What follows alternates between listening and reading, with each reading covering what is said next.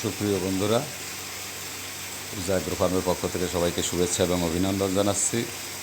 বাংলাদেশে পাকিস্তানি বাসমতি, পাকিস্তানি লং বাসমতি এই সমস্ত নাম দিয়ে দীর্ঘদিন যাবৎ একটা প্রতারণা আমাদের দেশে চলছে বা এখনও চলমান আছে। এটা আজকে আমি নিশ্চিতভাবে বুঝতে পারলাম। অনেক আগেই আমি কিছুটা বুঝতে পেরেছি, তবে আজকে হাতে কলমে বুঝতে পারলাম। কেননা আমি বিভিন্ন জায়গা থেকে বীজ সংগ্রহ করেছি পাকিস্তানি বাসমতির নামে, কিন্তু আসলে সেগুলো পাকিস্তানি বাসমতি না, ইন্ডিয়ান কোনো চিকন জাতের ধান অথবা আমাদের দেশের চিকন জাতের ধান, যেগুলো পাকিস্তানি লং বাসমতি বলে চালিয়ে দেওয়া হচ্ছে।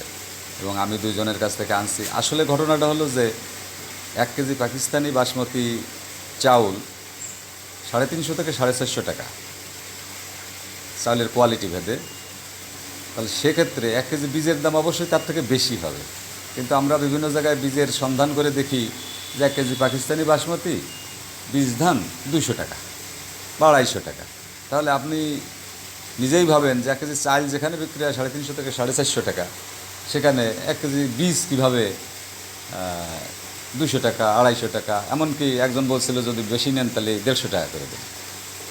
আপনাকে অবশ্যই ভাবতে হবে যে 1 কেজি 87 ধানের চাউল বিক্রি হয় 50 থেকে 60 টাকা, কিন্তু তার 1 কেজি বীজ বিক্রি হয় 100 থেকে 125 টাকা, দ্বিগুণ দামে। সেখানে 1 কেজি বাসমতি চাউল 350 450 টাকা ভালো যেটা, সেখানে 1 কেজি বীজ কীভাবে 200 টাকা দেয়।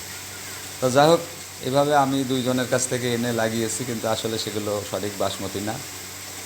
আমি লাগিয়েছি, এই যে আপনারা যেটা দেখছেন এটা হলো পাকিস্তানি বাসমতি। এর গাছের গঠনও আলাদা, এবং গাঢ় সবুজ গাছ, যথেষ্ট রুষ্টপুষ্ট, কিন্তু একটা হালকা প্রকৃতির এবং একটু তুলনামূলক লম্বা। কাজে আমি দেখছি যেগুলো প্রচলিত আছে আমাদের দেশে বাসমতির নামে এক প্রকার প্রতারণা। তবে সবাই যে প্রতারণা করে তা না। আমার জানা মতে উত্তরবঙ্গে এক ভদ্রলোক আছেন যিনি বাসমতি ধানের বীজ বিক্রি করেন, তবে তার বীজের দাম 1000 টাকা। এটা দেখে আমার মনে হয় যে সেটা সত্য, কেননা 1 কেজি বাসমতি ধান 500 টাকা নিচে বিক্রি হওয়ার কথা না, বীজ অন্তত।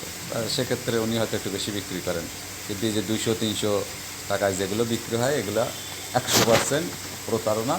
এবং আপনাদের আমি কয়েকটা ছবি দেখাচ্ছি বা ছোট্ট একটা ভিডিও আমি এর সাথে দিয়ে দিচ্ছি, আপনারা দেখবেন এবং ধান দেখলেই বুঝতে পারবেন যে আসলে এটা না চোখলে দেখলে আসলে বোঝা যাবে না, ক্যামেরায় অনেক সময় আসে না, জুম করলে অনেক সময় বেটে যায়।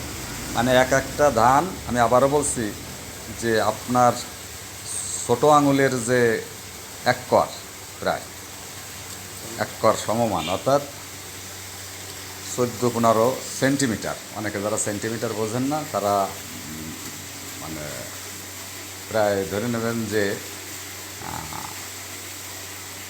আধা ইঞ্চির থেকেও বেশি, অর্থাৎ 230 সেন্টিমিটার। এই ধন্যবাদ, ভালো থাকবেন সবাই।